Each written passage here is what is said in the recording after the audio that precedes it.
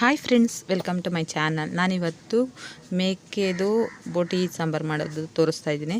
ನೋಡ್ತಾ ಇರ್ಬೋದು, ನಾನು ಫಸ್ಟು ಆ ಬೋಟಿ ಎಲ್ಲನೂ ಕಟ್ ಮಾಡಿಲ್ಲ. ಯಾವುದೇ ಕಾರಣಕ್ಕೂ ಎಲ್ಲ ಹಾಗೆ ಉಪ್ಪನ್ನು ಅರಿಶಿನ ಪುಡಿ ಹಾಕಿ ಚೆನ್ನಾಗಿ ಬೇಯಿಸ್ಕೊಳ್ತಾ ಇದ್ದೀನಿ. ಒಂದು ಮುಕ್ಕಾಲು ಭಾಗ ಬೇಯಿಸಿದ ಮೇಲೆ ಅದನ್ನು ಕಟ್ ಮಾಡಿಬಿಟ್ಟು ಕ್ಲೀನಾಗಿ ವಾಶ್ ಮಾಡಿ ಎತ್ತಿಟ್ಕೊಂಡಿದ್ದೀನಿ. ಅದಕ್ಕೆ ತೊಗೊಂಡಿರೋಂಥ ಐಟಮು ಗಸಗಸೆ ಮತ್ತು ಮೆಣಸು, ಸ್ವಲ್ಪ 1 ಇಂಚಷ್ಟು ಶುಂಠಿ, ಒಂದು ಈರುಳ್ಳಿ, ಒಂದು ಟೊಮೊಟೊ, ಬೆಳ್ಳುಳ್ಳಿ, ಕೊತ್ತಂಬರಿ ಸೊಪ್ಪು, ತೆಂಗಿನಕಾಯಿನ ತೊಗೊಂಡಿದ್ದೀನಿ. ಪುದೀನ ಬೇಕು ಅಂದರೆ ಹಾಕ್ಕೋಬೋದು, ಬೇಡ ಅಂದರೆ ಸ್ಕಿಪ್ ಮಾಡ್ಬೋದು. ಇದನ್ನೆಲ್ಲ ಕೂಡ ಚೆನ್ನಾಗಿ ಫ್ರೈ ಮಾಡ್ಕೊತಾ ಇದ್ದೀನಿ. ಅದ್ರ ಜೊತೆಗೆ ಒಣಮೆಣ್ಸಿನ್ಕಾಯಿನ ಮತ್ತು ಧನಿಯಾ ಪುಡಿನ ತೊಗೊಂಡಿದ್ದೀನಿ. ಒಣಮೆಣ್ಸಿನ್ಕಾಯಿ ಮಾತ್ರ ಫ್ರೈ ಮಾಡ್ಕೊಳ್ತೀನಿ, ಧನಿಯಾ ಪುಡಿ ಅದೇ ಫ್ರೈ ಮಾಡೋದಿಲ್ಲ.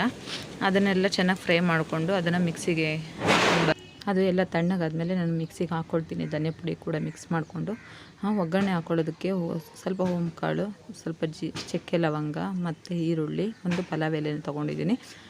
ಆಮೇಲೆ ಬಟಾಣಿ ಕಾಳನ್ನ ತೊಗೊಂಡಿದ್ದೀನಿ. ಅದನ್ನೆಲ್ಲ ಕೂಡ ಚೆನ್ನಾಗಿ ಇವಾಗ ಫಸ್ಟ್ ಈರುಳ್ಳಿ ಅದೆಲ್ಲ ಹಾಕ್ಕೊಂಡು ಚೆನ್ನಾಗಿ ಫ್ರೈ ಮಾಡ್ಕೊಳ್ತಾ ಇದ್ದೀನಿ. ಫ್ರೈ ಮಾಡ್ಕೊಂಡಾದಮೇಲೆ ಬಟಾಣಿನ ಹಾಕ್ಕೊತಾ ಇದ್ದೀನಿ. ಬಟಾಣಿಯಲ್ಲಿ ಫುಲ್ಲಾಗೆ ಹಸೆ ಸ್ಮೆಲ್ಲೆಲ್ಲ ಹೋಗಬೇಕು, ಆ ರೀತಿ ಹುರ್ಕೊಳ್ಬೇಕು. ಹುರ್ಕೊಂಡು ಒಂದು ಮುಕ್ಕಾಲು ಭಾಗ ಒಂದು ಸ್ವಲ್ಪ ಹುರ್ಕೋಬೇಕು. ಹುರ್ಕೊಂಡಾದ್ಮೇಲೆ ನಾವು ಬೋಟಿ ಎಲ್ಲ ಕಟ್ ಮಾಡ್ಕೊಂಡಿರ್ತೀವಲ್ಲ ಅದನ್ನು ಕೂಡ ಅದರಲ್ಲಿ ಹಾಕ್ಬಿಟ್ಟು ಚೆನ್ನಾಗಿ ಫ್ರೈ ಮಾಡ್ಕೊಳ್ಬೇಕು.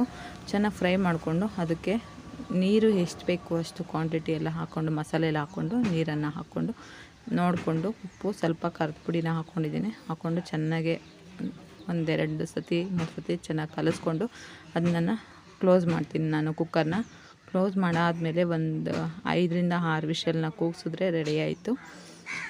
ತುಂಬಾ ಚೆನ್ನಾಗಿರುತ್ತೆ.